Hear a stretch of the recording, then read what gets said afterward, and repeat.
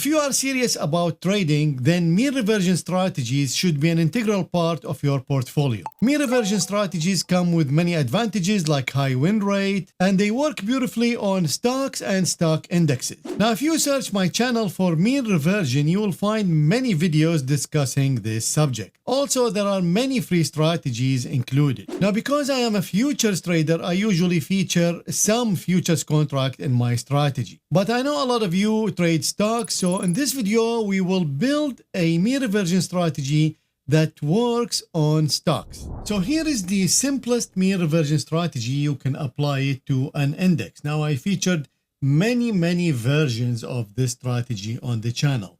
The simplest form is this. When the RSI 2 below 25, we buy, and when the RSI 2 above 75, we exit. There is no other condition in this strategy. No stop loss, no profit target, no filters, nothing. This is the strategy applied to the S&P 500 futures, buying a single contract at a time since 2007. And this is the result. It's making $149,000 until October 2023. On average, we are making $473 after slippage and commission, which is set here. So if we go to money management, we're using 1. And if we go to slippage and commission, I'm using $15 per trade. Usually in all my videos, I don't use slippage and commission because as an experienced trader, I already know what each instrument requires as an average trade to cover 3 times the slippage and commission. So for the S&P 500 futures, usually I look for $100 at least as an average trade because slippage and commission is about $30 and we need about 3 times that. So $100 is good enough. But in this case, I put the slippage and commission there. So it's covered. And the strategy, of course, is wonderful, but it comes with a caveat, which is the big drawdown. So if we look at the open drawdown here, you see it's 86%. And of course, no sane trader will trade with this drawdown. Of course, drawdown is highly dependable on your starting equity. Now, the platform I am using comes with the default starting equity of $10,000. $10,000 doesn't even start to cover a single contract. So in futures, there is something called the margin requirement to trade a single contract. And for the ES, it is 12,320. You are required to have that amount in your account to trade a single contract. Now, of course, even $13,000 is not enough. So let's do double that. So let's start our equity with $26,000. Now, you will see that this will not affect our total profit number of trades. It will not affect anything other than the drawdown because we are trading a fixed 1 contract. So if I run the full back test now, you can see everything stays the same except the drawdown has changed.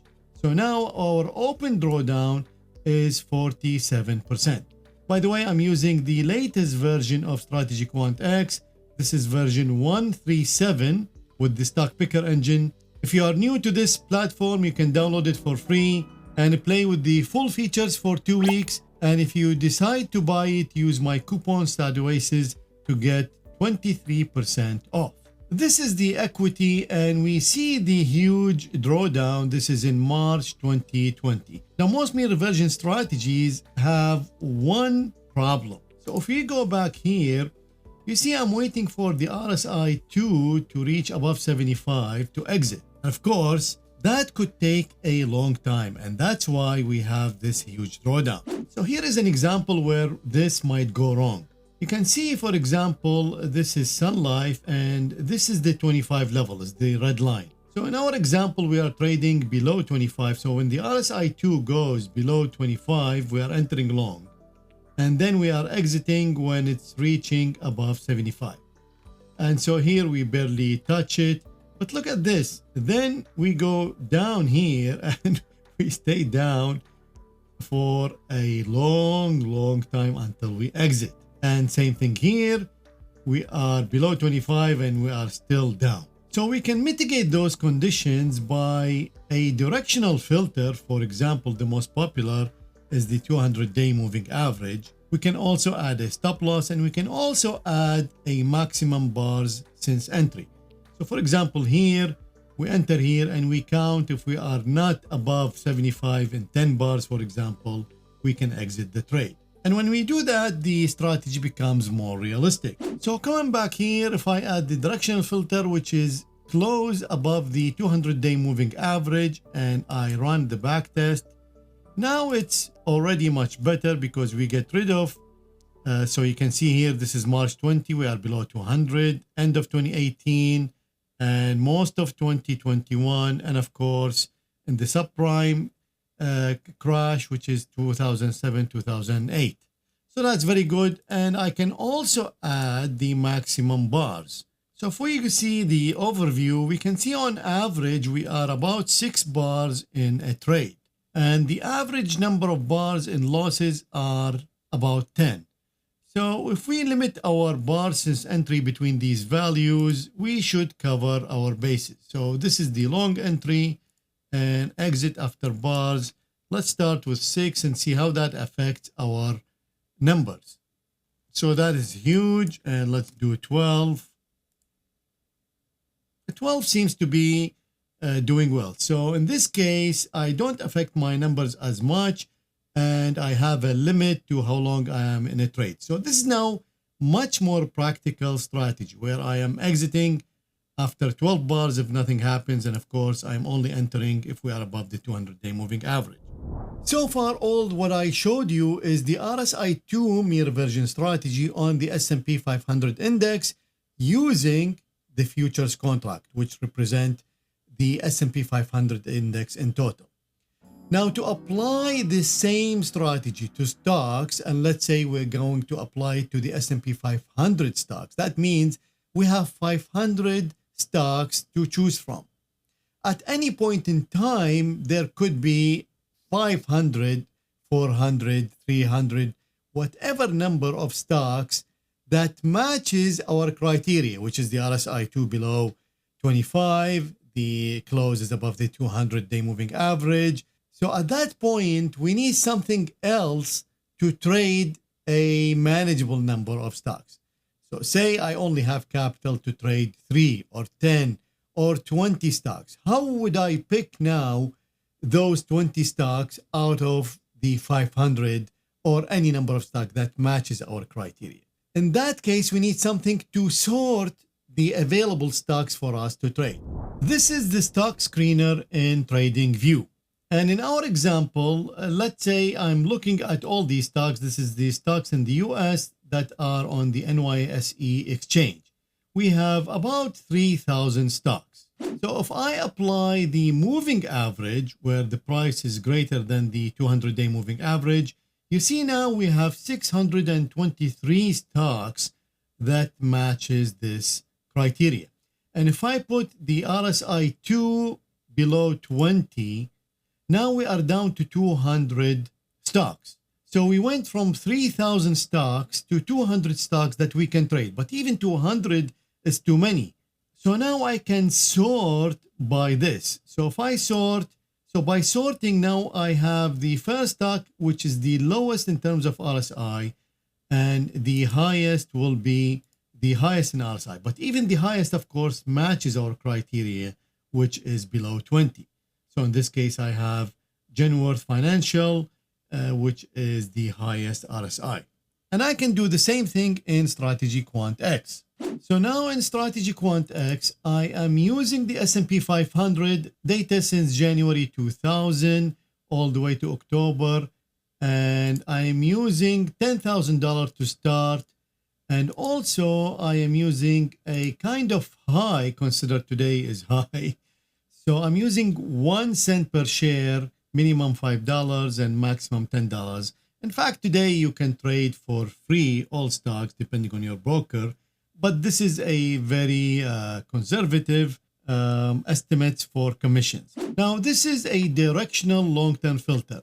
I will add another short-term directional filter. So I will use ADX is rising. So ADX 12 bars, this is a short-term directional filter. But the reason I add this is because we are going to trade stocks, I need something else for the stocks. Because remember, this is an index.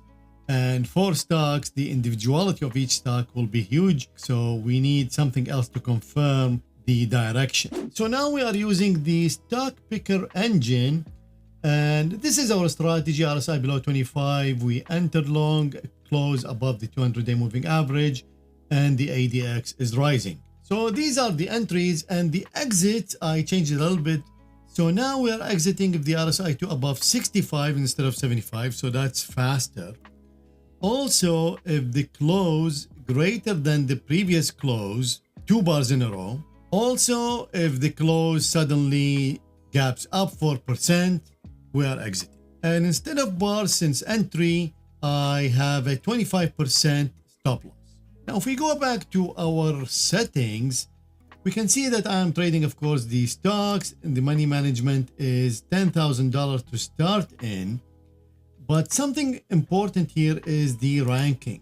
So remember when we ranked on the RSI, I'm using here momentum rank. Now I'll show you different ranking in a second. So StatOasis momentum rank is ranking all the stocks that matches this criteria out of the 500 stocks in the S&P 500 index.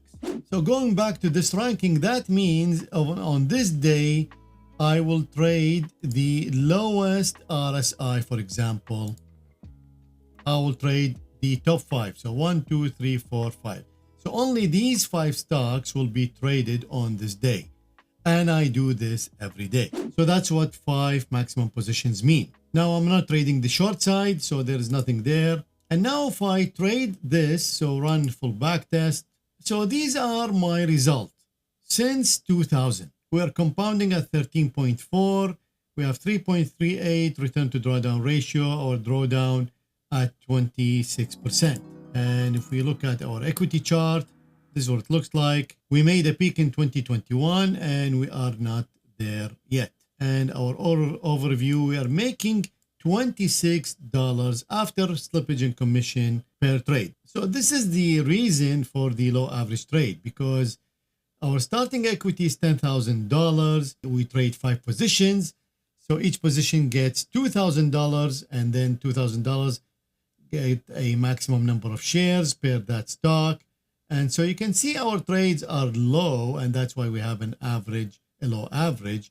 But once we get to, let's say, 2023, we can see how the trades are all big. So 300, 700, 500, 1,000, 500, because now we have more capital to trade, so we can buy more shares. And this is the caveat that you need to learn when trading stocks, because in futures we have a fixed 1 contract, and the 1 contract will always make $50 per point in the S&P 500. So it doesn't matter when you trade in the year 2000 or today, it's $50 per point. Although the margin rate will change, but the profit and loss will not change. But in stocks, the starting equity will have a huge effect on your equity profit and loss. So for example, the same strategy, if I start with, instead of $10,000, I will start with $100,000. So I just added a 0. So you probably think that instead of making 170,000, we will make 1.7 million. So let's run the test and see. So instead of 1.7 million, we are making 8.7 million. So that's a huge difference because we are trading stocks. And also another thing you will see, that if I sort by size, so you can see now we're having more than 100,000 shares to trade. Now at this point, you might be a small fund that trading this size. Although many stocks today, you can trade this size. But if this, let's say, happened in 2011, you probably could not trade that size. So the way to mitigate this is you either limit the maximum number of shares you trade. So for example, you can say maximum number of shares is 5,000. A better way is to limit it per the volume of the stock. So you can do this manually. For example, this is Viatris stock, and we can see the average volume is about 8.8 million. And a good rule of thumb is you can trade 0.5% of every million of the average. So in this case, we have, let's say, 9 million. That means 5,000 shares per million. So about 45,000 shares for this stock. Now, unfortunately, in SQX, in the current money management rules, we cannot do any of these things. Also, I want to bring to your attention that the 25% stop loss is not 25% of your equity, since we are trading 5 positions. So this will be divided by 5. So this will have a 5% on your equity. So if a stop loss hit, that means you just lost 5% of your total equity. Now, I just proved to you that the same strategy will work on stocks by just using some method of ranking on your stocks to trade a manageable number, let's say 5 to 10 stocks, but using the same principle, which is mean reversion, which of course is a straightforward conclusion because we know mean reversion strategies work on the index. Then theoretically, it should work on all the stocks that are part of this index. Now I'll go a step further, which is I want to cement the mean reversion concept in your head. So I did the RSI, it's the same strategy. Now I'm only going to change how I am measuring this mean reversion concept. So here, for example, I have pullback. So same everything. It's all the same rules. We are using the same index, we are using the same commission, and we are using the same money management rules. Everything is fixed except I'm adding the condition. Instead of RSI, I'm using a pullback. So in this case, if the close lower than the previous close 3 times in a row, we will enter. So that's just another measure of mean reversion. So let's run the full back test now. And we can see that we are making 12.3% compound annual growth rate with about 40% drawdown. And now I will go with this. This is the Bollinger Band. So if the close is below the Bollinger Bands, now I'm using a short-term Bollinger Bands to match the short-term of the RSI or 3 lower close in a row. So I'm using the 5-day moving average and 0.5 standard deviation for the channels. So if I run this, again, we see a very close performance. So we're making 14.6% compound annual growth rate with 42% drawdown, but of course, we're making more money. And finally, I will use stochastic. So again, I'm using a shorter version to match the RSI2. So this is stochastic 3 and 3. Lower than 25. Everything else is the same. And if we run the full back test, and this is the best version, we are making compound annual growth rate 18% with a 24% drawdown. So this is the best mean reversion strategy out of these 4. Remember, these are all trading the same universe, same stocks, same commission, same conditions. So the stochastic doesn't mean it's better. It's just because at the end of last, let's say 5 years, we have more equity to trade. So that's why we're making more money. So keep that in mind. The takeaway is mean reversion works regardless on how you measure it, what filters you add, and what stocks you trade, if you just implement it the right way. And I just showed you 4 ways to measure the mean reversion without changing the filters, the commissions, the number of stocks to trade, or the starting equity. And I just showed you that all of them work. Now I'll just add the icing on the cake now, which is ranking affects your strategy a lot. So if you remember this screen where we are ranking by RSI, you can rank by anything. So going back to our original strategy, the RSI 2 on the S&P 500 stocks, and this is using momentum rank. So if I just change the way we rank the top 5 stocks, so let's use the RSI, and remember now we are having 13 compound annual growth rate with 26% drawdown. So just by changing the ranking, you can see now we are at 16% compound annual growth rate, and our drawdown expanded to 36. And if I change the ranking to rate of change, you can see now I am at 26 compound annual growth rate with 32% drawdown. Just the ranking now almost double our compound annual growth rate. Yes, we increased our drawdown, but we didn't add leverage. We're just changing the ranking. So you see, the ranking in this type of strategy have huge effect. To learn more about mean reversion strategies, watch this video and I will see you there.